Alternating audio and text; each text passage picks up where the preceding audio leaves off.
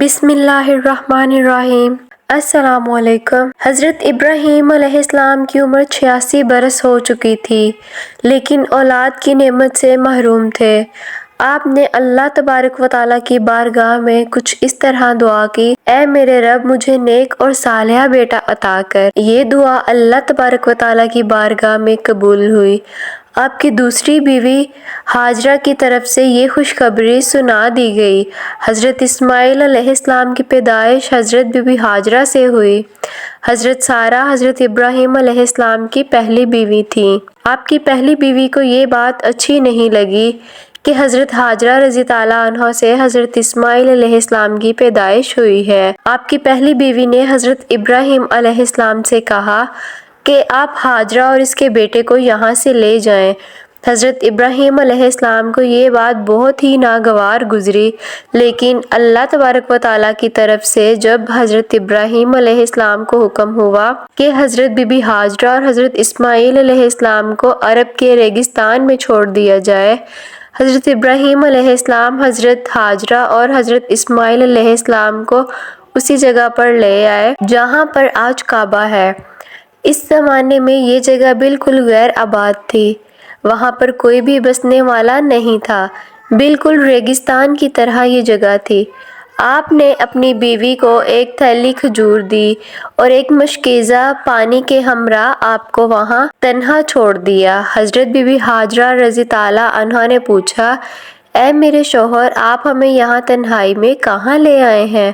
تو حضرت ابراہیم علیہ السلام نے فرمایا کہ مجھے اللہ تبارک و تعالیٰ کی طرف سے حکم ہوا ہے آپ کو اور ہمارے بیٹے اسماعیل کو یہاں پر میں چھوڑ کر چلا جاؤں۔ تب بی بی ہاجرہ رضی اللہ تعالیٰ عنہا نے آپ کو جانے دیا اور فرمایا کہ ہمارے لیے اللہ تبارک و تعالیٰ ہی کافی ہے۔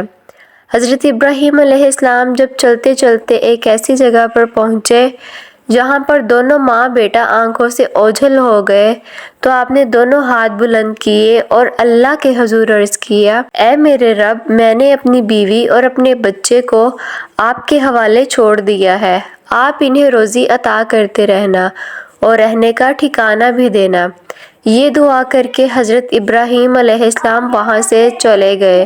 حضرت ہاجرہ چند روز ان کھجوروں سے گزارا کرتی رہیں اور مشکیزے سے پانی پیتی رہیں اور حضرت اسماعیل کو دودھ پلاتی رہیں۔ جب پانی اور کھجوریں ختم ہو گئی تب حضرت بی بی ہاجرہ پریشان ہو گئیں کیونکہ وہ خود بھوکی رہنے لگیں اور اس لیے دودھ بھی نہیں اترتا تھا۔ حضرت اسماعیل علیہ السلام نے بھوک اور پیاس کی وجہ سے رونا شروع کر دیا تھا۔ جب ماں نے اپنے بچے کی پریشانی دیکھی، بے چینی دیکھی، تو حضرت بی بی ہاجرہ نے پانی کی تلاش شروع کر دی۔ حضرت ہاجرہ رضی اللہ عنہا وہ صفا کی پہاڑی پر چڑھیں کہ شاید انہیں وہاں پر کوئی اللہ کا بندہ نظر آ جائے یا کہیں سے انہیں پانی مل جائے، لیکن انہیں وہاں پر کچھ نظر نہ آیا اور وہ واپس وادی میں آ گئیں۔ پھر وہ دوسری پہاڑی مروہ پر چڑھیں کہیں پانی نظر آ جائے۔ اس طرح حضرت ہاجرہ رضی اللہ عنہا نے 7 چکر لگائے۔ جب حضرت اسماعیل کو روتے بھوکا پیاسا دیکھتی تو ماں بھاگی دوڑی پہاڑوں پہ چڑھتی کہ کہیں سے پانی مل جائے، کہیں سے کوئی اللہ کا بندہ مل جائے جس سے وہ مدد مانگ سکے۔ ماں کا یہ جذبہ اللہ تبارک و تعالیٰ کی بارگاہ میں اس طرح مقبول ہوا کہ آج بھی جو بھی بیت اللہ کی زیارت کے لیے جاتا ہے اس پر یہ لازم قرار ہو جاتا ہے کہ وہ ان پہاڑوں پر چڑھے اور 7 چکر لگائے۔ آج بھی حضرت بی بی ہاجرہ رضی اللہ عنہا کی سنت کی پیروی کرتے ہیں، صفا اور مروہ پہاڑی پر چڑھ کے 7 چکر لگاتے ہیں۔ ماں نے جب اپنے بچے کو روتے بھوکے اور پیاسے دیکھا، حضرت بی بی ہاجرہ سے رہا نہ گیا، وہ 7ویں بار پھر پہاڑوں پہ چڑھی، لیکن انہیں وہاں پر کچھ بھی پانی یا کوئی بھی انسان نظر نہیں آیا، تو اس طرح ہی خالی ہاتھ واپس لوٹ آئیں۔ جب واپس آئیں تو کیا دیکھتی ہیں کہ حضرت اسماعیل علیہ السلام بھوکے پیاسے رو رہے ہیں اور زمین پر اپنی ایڑیاں رگڑ رہے ہیں، اور جہاں پر ایڑیاں رگڑ رہے ہیں وہاں پر ایک پانی کا چشمہ جاری ہو گیا ہے۔ اللہ کا فضل اور کرم اس طرح ہوا کہ یہ چشمہ آج بھی بہہ رہا ہے، جس کو ہم آب زمزم کے نام سے جانتے ہیں۔ ہزاروں سال گزر جانے کے بعد بھی آج بھی چشمے کا پانی اسی طرح سے جاری ہے۔ اللہ تبارک و تعالیٰ نے اپنی مخلوق کے لیے اس پانی میں شفا رکھی ہے۔ حضرت بی بی ہاجرہ رضی تعالیٰ عنہا یہ معجزہ دیکھ کر بے حد خوش ہوئیں اور اللہ تبارک و تعالیٰ کا شکر ادا کیا۔ حضرت بی بی ہاجرہ نے حضرت اسماعیل کو پانی پلایا، خود پیا۔ اس وقت اللہ تبارک و تعالیٰ کی طرف ایک فرشتہ نازل ہوا۔ اس نے حضرت بی بی ہاجرہ رضی تعالیٰ عنہ سے فرمایا کہ اے ہاجرہ، آپ پریشان نہ ہوں، اللہ آپ کو اور آپ کے بچے کو ضائع نہیں ہونے دے گا، کیونکہ اللہ کے گھر کو جس کو بیت اللہ کے نام سے جانا جائے گا، اس گھر کو اس بچے نے اور اس کے باپ نے تعمیر کرنا ہے۔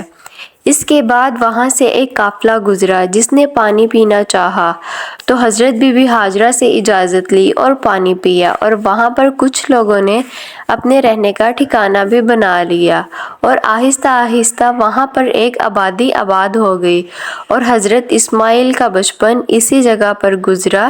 صرف یہی نہیں، اللہ تبارک و تعالیٰ نے پانی کے ساتھ ساتھ وہاں پر کھجوروں کے درخت بھی اگا دیے، جن کو کھا کر حضرت بی بی ہاجرہ گزارا کرتی اور حضرت اسماعیل علیہ السلام کو بھی کھلاتی اور پانی پیتی، اور وہاں پر آہستہ آہستہ پرندے بھی آنے لگے، پانی پیتے اور کھجوریں کھاتے۔ وہاں سے جو بھی گزرتا وہ کھجوروں اور پانی کو دیکھ کر وہاں پر آباد ہو گئے، اور آہستہ آہستہ ایک بڑی آبادی بن گئی کہ یہاں پر کھانے کی اشیاء بھی ہیں اور پینے کی اشیاء بھی ہیں، اس لیے لوگ وہاں پر آباد ہو گئے۔ اور یہ پیارا سا چشمہ جو اللہ تعالیٰ کی طرف سے نازل ہوا تھا، جس کو ہم لوگ آب زمزم کے نام سے جانتے ہیں، جب لوگ حج کے لیے جاتے ہیں تو خود بھی یہ آب زمزم پیتے ہیں اور اپنے پیاروں کے لیے بھی لے کر آتے ہیں، اور اس کو شفا کے طور پر پیتے ہیں اور اللہ تبارک و تعالیٰ کا شکر ادا کرتے ہیں۔